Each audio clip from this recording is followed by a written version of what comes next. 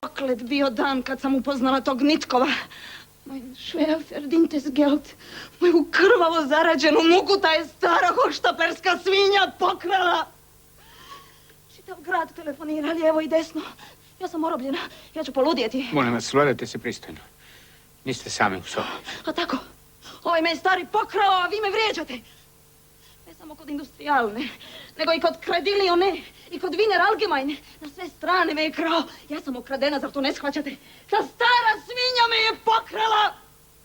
A vi ste svinja i bagra! Šarlota, što je? Je li to vladanje jedne opatice? Ako se vlada ulična drolja, a ne opatica, ovo nije nikakva javna kuća! Ni reći više! Napolje. Ti ćeš me izbaciti napolje.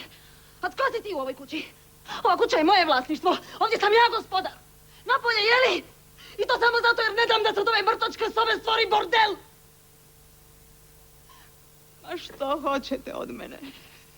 Što hoćete od mene? Stari me je prostački okrao. A sve ono što ste mu godinama krali uzeo je natrag. Ja sam pošteno odradila svaki svoj krajcer. Ova stara svinja me je okrala. Osoba koja je ovdje došla ravno iz bordela. Kakva osoba ima ovdje šutjeti? Ja da šutim, jeli? Uhvatila sam vas tu in flagranti s ovom lažnom sveticom. Tu, pred vašim mrtvim ocem. Lijepe ste svinje, svi vi zajedno. Mörder und Falschspieler. Pravo imala stara barboci. Ubojice i varalice, to ste vi. Više ni riječ. Leone!